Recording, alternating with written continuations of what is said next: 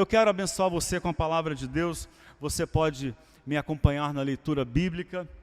Nós vamos hoje ler e meditar em mais uma das narrativas em torno do advento. O advento é a palavra teológica do calendário cristão. Advento significa vinda, chegada, né? Uma referência à vinda de Deus entre nós em Jesus. Portanto, o advento ele se inicia no nascimento de Cristo ou nos anúncios em torno do nascimento de Jesus. E hoje nós vamos conversar sobre uma dessas narrativas que é linda. Eu acho de uma delicadeza muito especial. Todas são muito bonitas, mas algumas reservam um modo carinhoso de acalentar esse advento, a chegada de Deus na forma de um menino, de uma criança, de um bebê. Lucas capítulo 2, do versículo 22 ao versículo 35.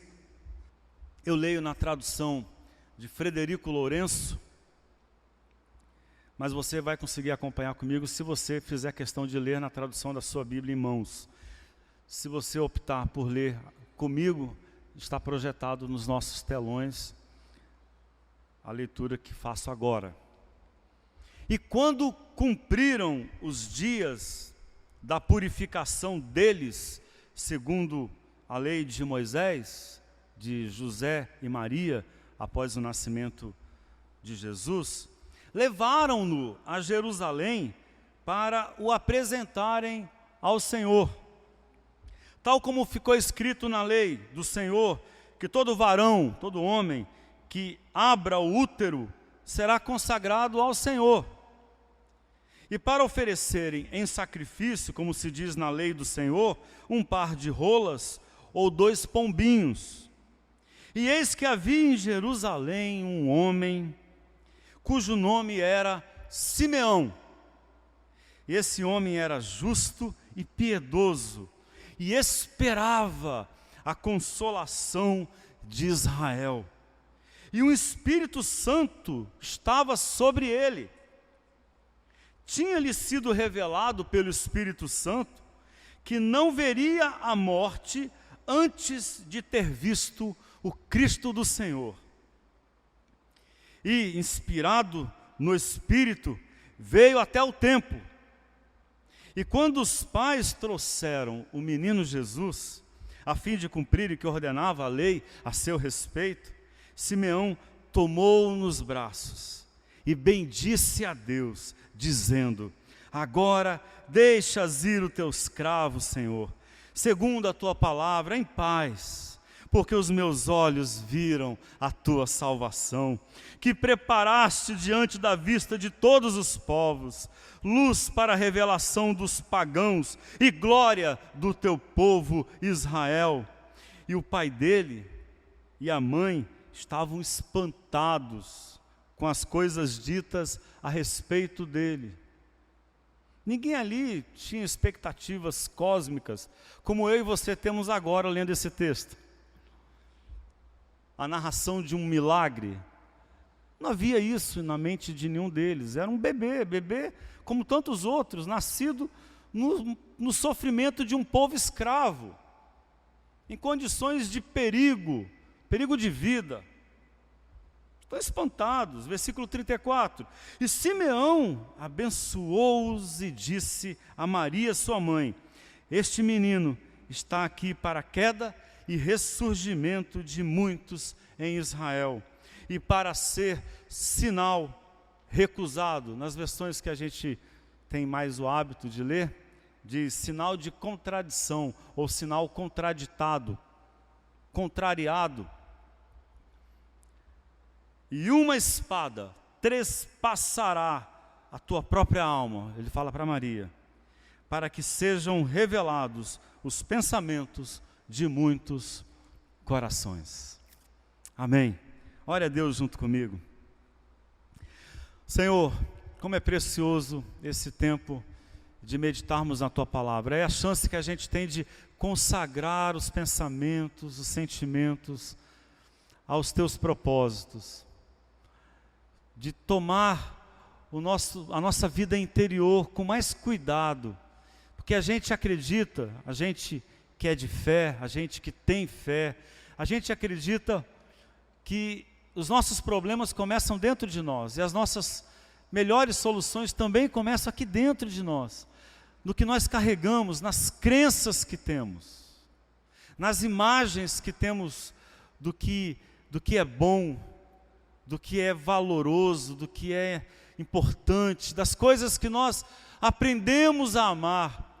É a nossa fé, é a nossa espiritualidade, esse exercício do que amamos, ó Deus. E ao meditarmos na Tua Palavra, a gente acredita em revelação, esse ato de tirar o véu e nos fazer ver aquilo que talvez está diante dos olhos, na nossa cara, e a gente não via por desatenção, não via porque se acostumou, não via porque perdeu a reverência pelas coisas que deveriam chamar a nossa atenção, mas que pela revelação nos enchem a vida de gosto, de admiração, do prazer de existir em um mundo cheio de sinais de esperança, sinais de Deus, de que nós existimos com sentido, com propósito. Obrigado, Senhor, pela Tua Palavra hoje à noite, em nome de Jesus. Amém. Valeu a pena? É a pergunta que a gente faz para saber se aquilo que nós fizemos foi bom. Se a vida até aqui foi bem vivida. Se foi feliz a escolha que a gente fez. Não é assim? Você diz, valeu a pena me matricular nesse curso? Valeu a pena eu abrir mão de alguns prazeres para me esforçar, para trabalhar, para estudar, para me dedicar, para fazer isso aqui? Valeu a pena? É a pergunta pelo sentido dos nossos esforços, que a gente sente necessidade de fazer, porque teve um custo. A vida custa. Eu diria que as coisas que nós mais desejamos custam tempo, e a gente pergunta, valeu a pena a gente gastar tanto tempo com isso?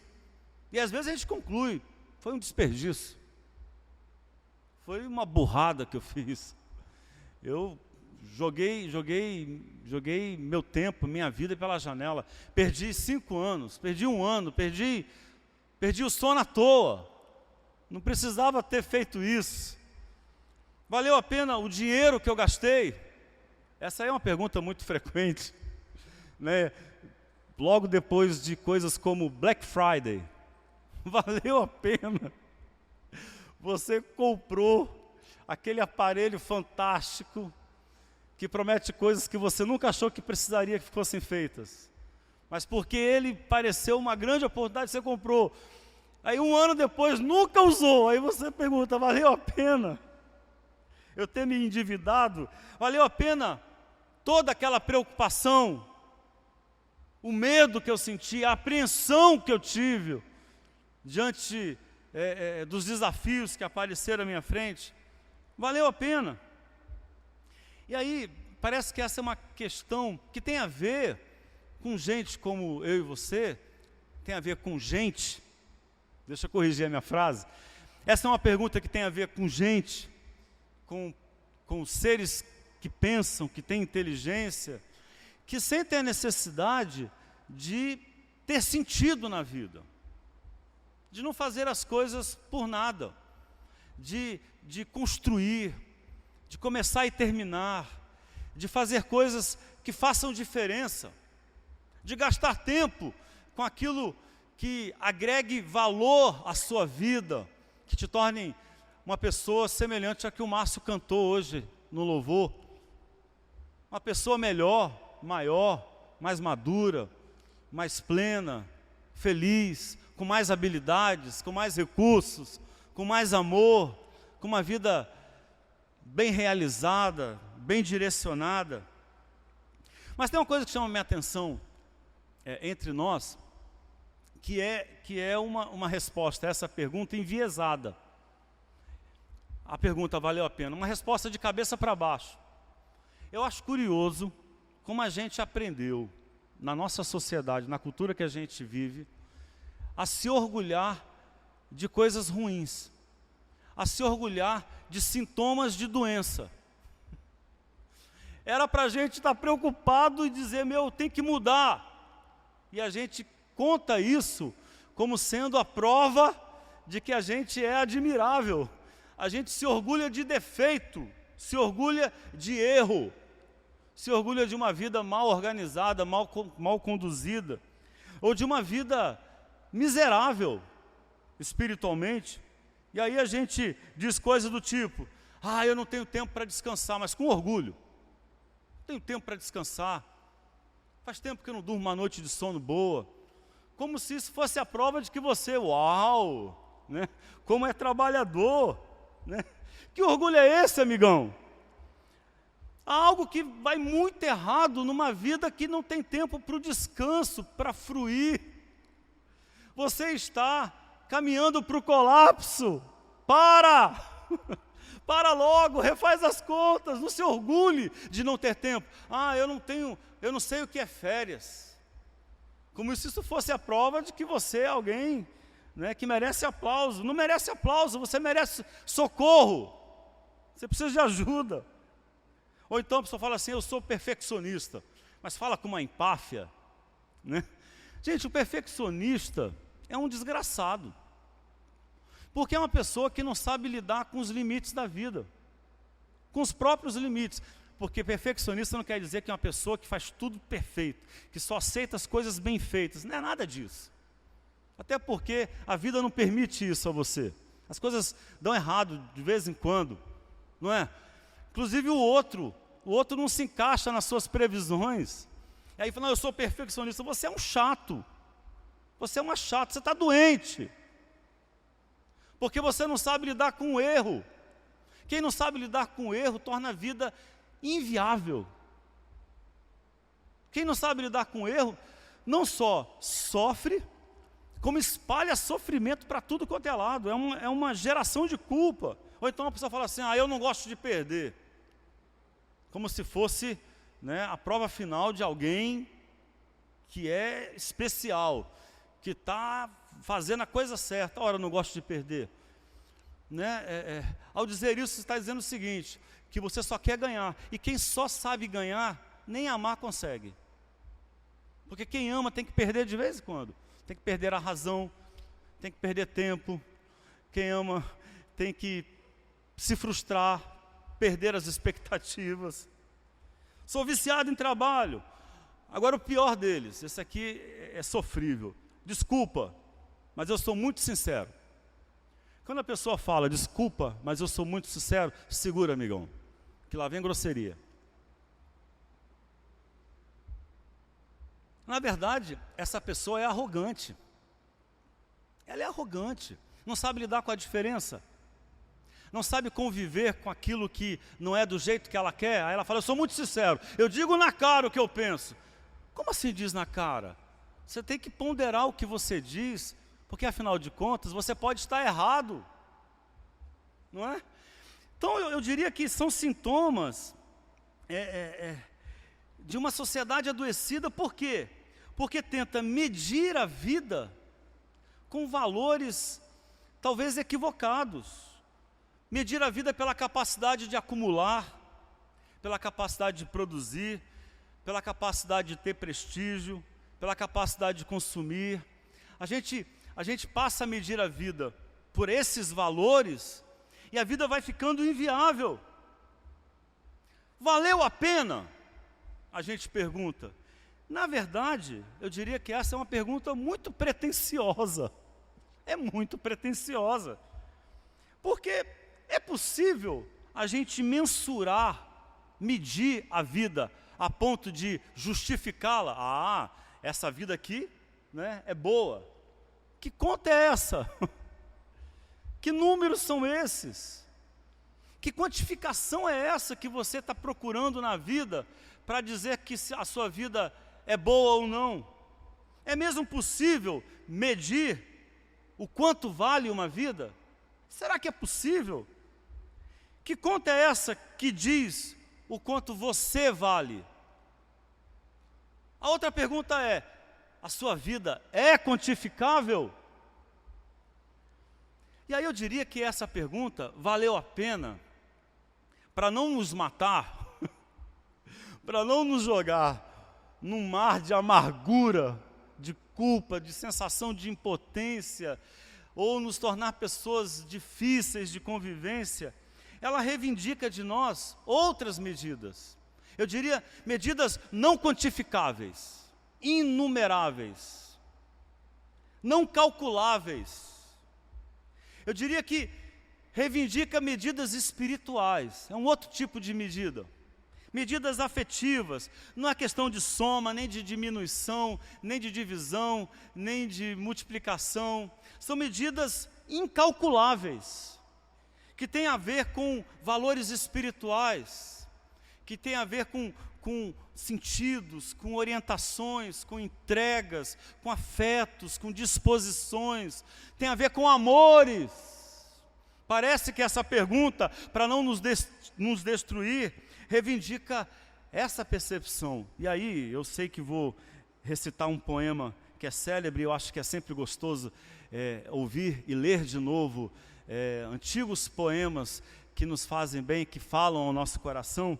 É um poema de Fernando Pessoa, escrito, é um dos poemas mais famosos dele, Mar Português, escrito no livro A Mensagem, em que ele faz esse cálculo aí: será que valeu a pena? Se referindo às aventuras marítimas de Portugal, em busca de outros caminhos para as Índias. E aí ele diz assim: ó mar salgado, quanto do teu sal são lágrimas de Portugal. Por te cruzarmos, quantas mães choraram, quantos filhos em vão rezaram, quantas noivas ficaram por casar, para que fosses nosso, ó mar. Valeu a pena? Tudo vale a pena, se a alma não é pequena. A gente conhece o verso. Tudo vale a pena, se a alma não é pequena. É daqui. Quem quer passar além do bojador, a curva fatal em direção ao caminho das Índias, tem que passar além da dor. Deus ao mar o perigo e o abismo deu, mas nele é que espelhou o céu. É aqui que entra a experiência de Simeão. Eu olho para Simeão e eu gosto, já falei para vocês, eu gosto muito dessa história. Porque eu olho para Simeão, ele faz uma afirmação que é gigante, enorme. Ele diz: pode levar o teu servo. E não diz porque está triste. Porque às vezes a gente ouve alguém falar assim, né? Por que eu não morro? Não aguento mais viver. Eu já ouvi algumas pessoas no cúmulo da tristeza, do sofrimento, dizerem: por que Deus não me leva logo? Não aguento mais sofrer. Não é Simeão. Simeão é flagrado em uma epifania, um acontecimento de revelação, em um momento de êxtase, de alegria, de plenitude. E aí ele diz: pode levar, querendo dizer o seguinte: valeu a pena viver. Valeu a pena. E aí parece que Simeão, ele tem uma lógica distinta, a lógica com a qual ele mensura a vida, que ele mede, que ele pesa a sua vida, não é a lógica acumulativa. O que foi que eu ganhei até aqui? Né? Quantas promoções eu tive na minha carreira profissional? Quantos livros escrevi? O pastor, né? Quantas igrejas eu pastoreei? Quantas pessoas respondem a um convite meu na igreja? Se eu fizer essa pergunta de vez em quando, irmão, meu coração fica muito amargo. Tem hora que parece que você, quanto mais chama, menos as pessoas vêm, menos elas atendem. A sensação que eu tenho às vezes é essa. O que é que faz Simeão dizer que valeu a pena tão radicalmente, a ponto de dizer: posso morrer, a vida já está resolvida. O que acontecer a partir daqui, amigão, não é mais necessário, o resto se tornou desnecessário. De tão importante foi o que eu vi agora. E aí a gente precisa entender isso. Por quê? Porque a cena, ao contrário do que a gente às vezes carrega de tinta nela, é bem menos mística, ou melhor, não tem nada de mística ou de grandiloquente nessa cena. É uma cena banal, muito corriqueira, né? Simeão está no templo, ele saiu de casa hoje com a sensação de que alguma coisa muito boa ia acontecer. O texto diz que ele veio inspirado pelo Espírito Santo.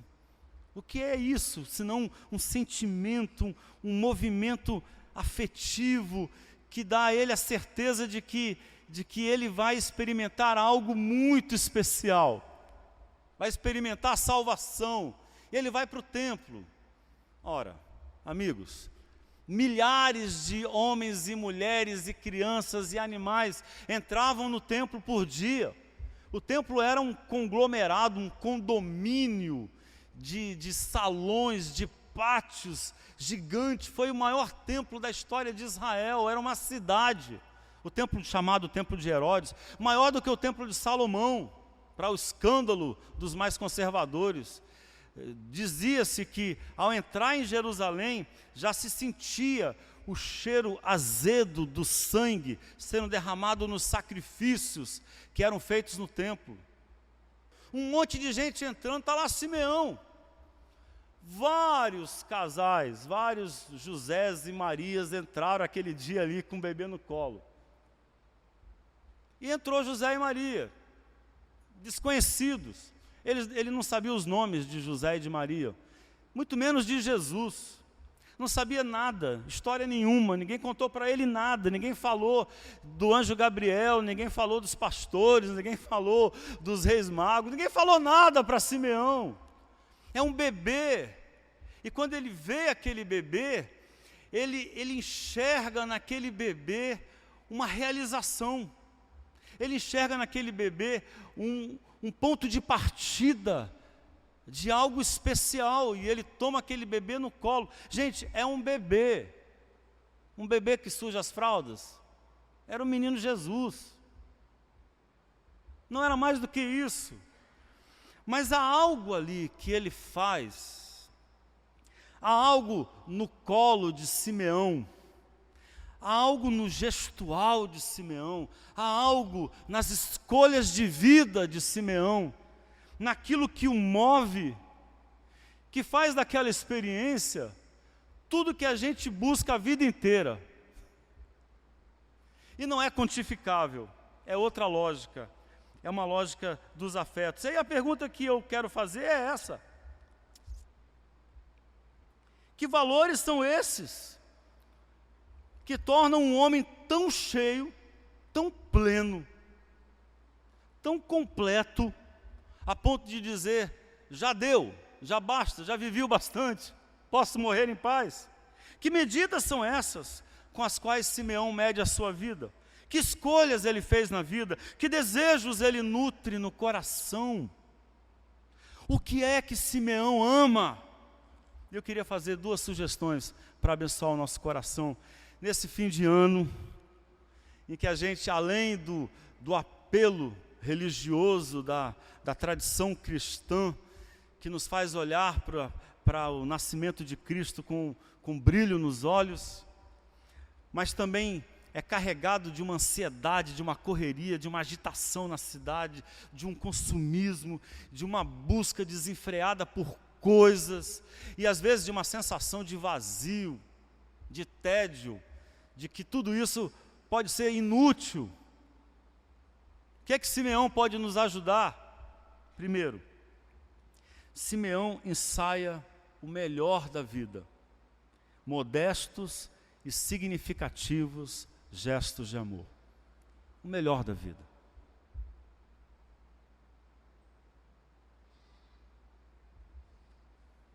Não é chamativo que um homem adulto, um homem maduro, texto não diz qual a idade dele, mas nos diz que era um homem conhecido pela sua piedade, pela sua vida de oração. E um homem que diz as palavras, posso morrer em paz, não é um garoto, né? Ele é um homem já de uma certa idade. Aquela época, um homem aos 40 anos era um velho. Hoje um homem passa dos 40, é um garoto, um menino, né? É um fato, mas naquela época se morria entre 30 e 40 anos de idade, não se passava dessa idade. Cristo morre no auge da sua maturidade. Mas não é chamativo que um homem assim chegue à conclusão de que a sua vida já valeu a pena ao ninar um bebê no colo? Um gesto tão simples, pegar uma criança no colo, tão comum, tão banal, tão modesto, né? Dá um descanso para a mãe, expressa o carinho para a criança, tem um retorno afetivo.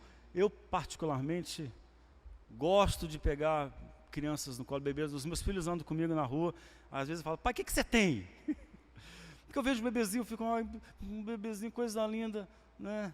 Aí alguém fala assim, mas está querendo ser avô? Eu falo, não, calma aí. Só estou falando que gosto de bebê. Sem pressa nesse projeto. Eu digo para as minhas filhas, sem pressa. Mas bebê é uma coisa que me enternece, né? Ele pega esse bebê, essa é uma experiência opaca.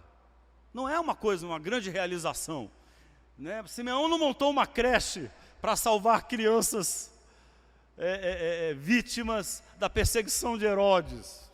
Uau! Ele não montou não fez um movimento de resistência que reuniu centenas de crianças e de mães e de bebês, dando apoio a mães que tinham sofrimento para ter os seus filhos naquela. Não foi nada disso. Era um bebê e ele pegou no colo. Foi só isso. Tão singelo, tão modesto.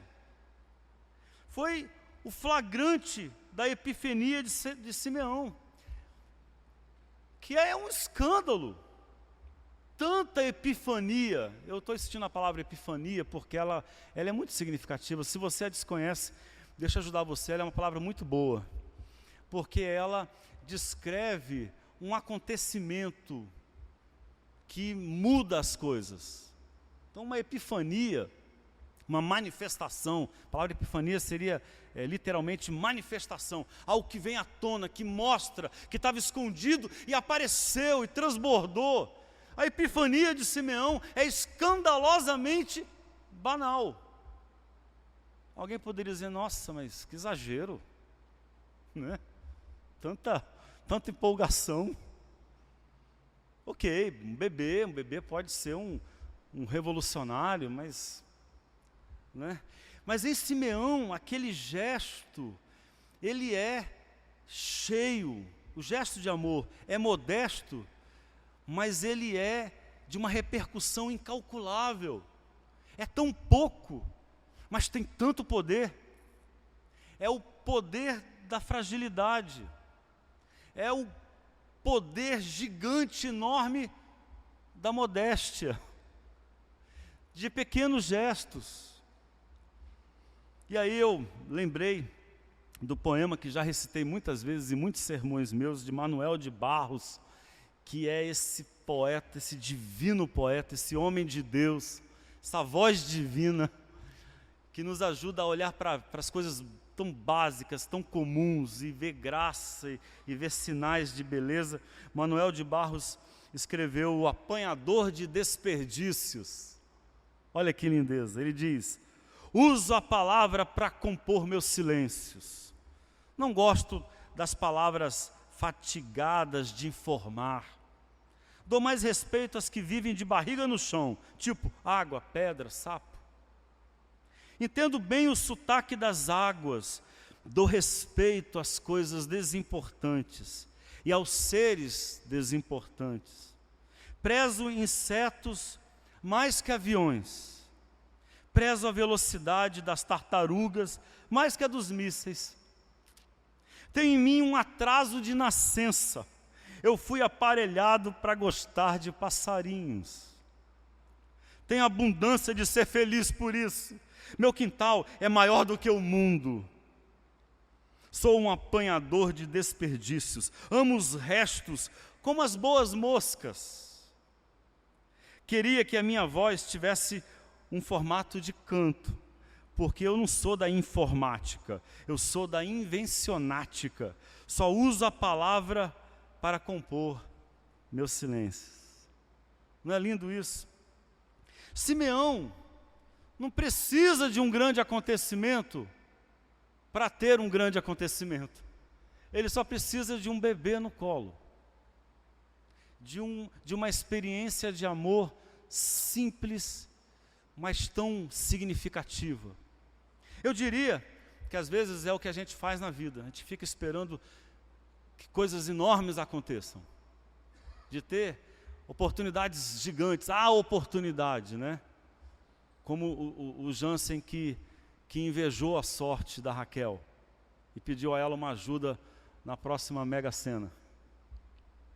Esperando a Mega Sena. Eu estou brincando com o Jansen, que ele também brincou com a Raquel. Mas ele quer ganhar na Mega Sena. Esperando pela Mega Sena para ser feliz, esperando pela oportunidade para que as coisas aconteçam, por uma coisa assim, uma reviravolta, né? Algo gigante, cheio de brilho, de imponência. Simeão não precisa disso. Ele só precisa de um amor, como de um bebê. Da experiência do amor, como a de pegar um bebê no colo, que é delicada, é modéstia, mas para ele é um acontecimento espiritual. Aquilo diz muito para ele, diz que o mundo pode ser diferente. Mas só, pastor, só. E essa é a revolução do Evangelho. É Jesus que, para curar um cego, faz um mosto com alguma coisa da terra, um produto naquela terra, com cuspe. Você fala, nossa, um negócio assim tão grosseiro. Por que não Razão, Yahvé Eloí, Yahvé Chamar? Nada, pegou o cuspe, fez ali, botou no olho do cego, vai lavar que você está bom. Mas só precisa de uma cusparada, né? Um gesto delicado de estender a mão para o outro, de se deixar tocar, de se sentir tocado pelo outro, com a mulher que tinha uma hemorragia. Só precisava sentir-se tocado para ela ser resgatada, para a revolução começar na vida daquela mulher. Simeão só precisa de um bebê no colo para ser cheio de Deus. Segundo, para a vida valer a pena, basta alguém contrariar as injustiças do mundo. Basta alguém remar contra a maré. Basta alguém ter a coragem de fazer algo que pode parecer tão insuficiente, que é uma perda de tempo. Mas aquela pessoa acredita que aquele seu movimento, que não vai mudar tudo, mas vai mudar algo. Esse tipo de gente, que todo mundo vai numa direção, hipnotizado pela massa, indo atrás de coisas que são estranhas, e essa pessoa diz, não quero, e vai no contrafluxo, e vai na contra-correnteza. Quem já andou em alguns meios de transportes públicos sabe do que eu estou falando agora, mas nenhuma experiência se comparou na minha vida a de pegar metrô no centro da cidade de São Paulo, na hora do rush, voltando para casa. Eu morava na Zona Leste, no meio do caminho, até a última parada da Zona Leste. Uma multidão incalculável de gente. Aí você se você chega na porta do metrô e não entra, é desesperador, porque você tem 2 ou 3 palmos entre você, né, e a pista do metrô, e aquele mundo de gente nas suas costas. É muito perigo um negócio desse, gente. Qualquer bagunça ali, qualquer pavor, qualquer susto, e eu estou no trilho, dá medo. E fica todo mundo ali respirando com calma, esperando a sua vez. Aí você lembra que esqueceu uma coisa no balcão da loja e tem que voltar. Meu amigo, você vai sair, mas você vai descobrir quanto custa ir no contrafluxo. E às vezes é o custo de quem quer desconstruir um sistema que é mau, que mata. Racismo, homofobia, machismo, indiferença, consumismo, ativismo. São lógicas que dominam as pessoas. Parece que ninguém pensa diferente, que está todo mundo indo na mesma direção. Dizer, eu não quero, tem um custo altíssimo. E é esse tipo de expectativas que Simeão tem no coração. Ele admira esse tipo de gente. E Simeão deseja, eu vou falar aqui assim, eu espero que você entenda onde eu quero chegar. Simeão deseja como quem profetiza, ou profetiza como quem deseja que o menino vá na contramão das injustiças no mundo. Eu não acho que é adivinhação o que faz aqui Simeão, não é adivinhação, como uma cartomante, como um vidente qualquer. Eu acho que é exercício de amor, porque a coisa que Simeão mais deseja é esse tipo de gente. Simeão, para o mundo valer a pena, Simeão, o que meu menino precisa ser? Ele diria um sinal de contradição. Já sabia de cor. Ele tem que ter coragem de ir contra o sentido que todos estão indo, de lutar contra sistemas terríveis e gigantes que parecem invencíveis. É esse tipo de gente que ele tem que ser se ele quiser que a vida vale a pena. É nisso que Simeão acredita. E quando ele pega aquele bebê, Simeão, qual é a melhor profecia que você pode dar para alguém que te inspira tanto? Para alguém que te dá uma epifania divina? Qual é a melhor coisa que você pode desejar para esse homem? Aí ele diz, este menino aqui, está aqui para a queda e ressurgimento de muitos em Israel, e para ser sinal recusado, e uma espada trespassará a tua própria alma, para que sejam revelados os pensamentos de muitos corações. Qual é a melhor coisa que eu posso desejar para a pessoa que eu amo? Quando você acalenta os seus sonhos para o seu filho, o que é que você deseja? Que ele tenha muito dinheiro? Simeão riria da sua cara. Que ele seja o primeiro da turma? Que a sua filha seja um sucesso, o destaque, a melhor de todas, a primeira no Enem?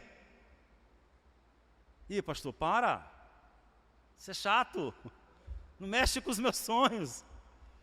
Mexo, porque é a proposta do Evangelho. Amigão, esses sonhos são mesquinhos, pequenos, são sonhos de quem mede a vida como competição, são sonhos de quem mede a vida como se fosse acúmulo de coisas. Há sonhos mais belos, e esses sim são capazes de fazer a sua vida valer a pena, e esses sonhos são pequenas revoluções de amor. Com o que é que sonha Simeão quando pega um bebê no colo? Que ele tenha coragem de lutar contra o mal que faz tanta perversidade no mundo, que ele tenha coragem de lutar contra sistemas opressores que fazem tantas vítimas.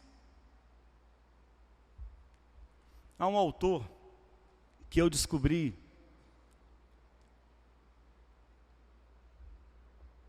nas redes sociais antes dele ser um autor.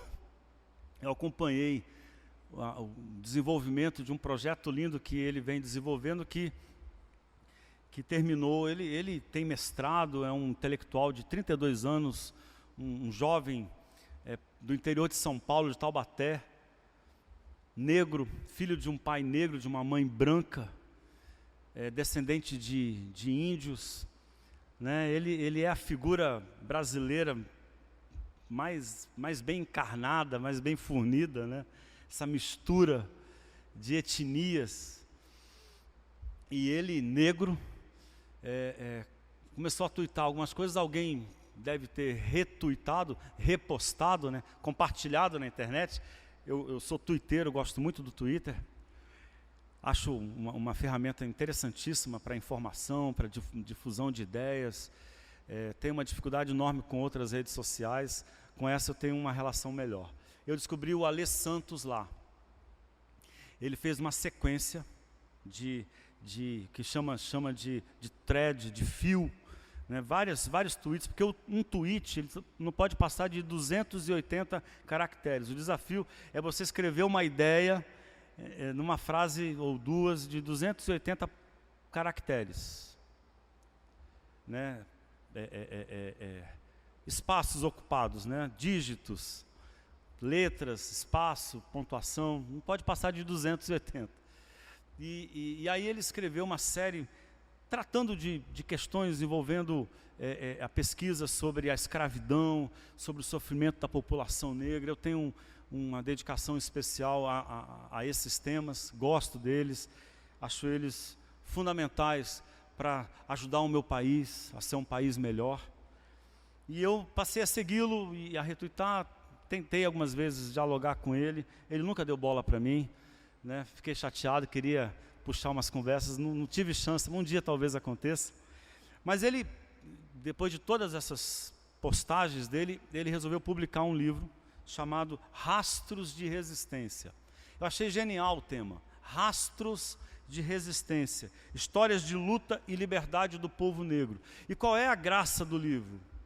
É que ele não conta o que foi que os brancos fizeram para salvar os negros, que às vezes estão em alguns livros de história, mas o que os próprios negros, na condição de escravizados e negros e negras, como Dandara e Zumbi dos Palmares, o que foi que esse pessoal fez para lutar contra a maldade da escravidão?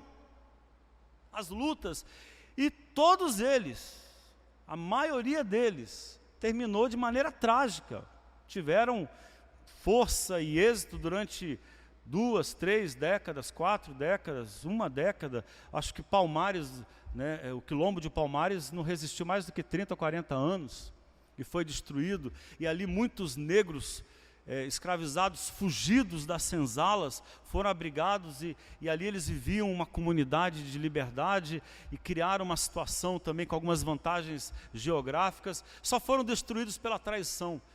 São histórias incríveis de resistência.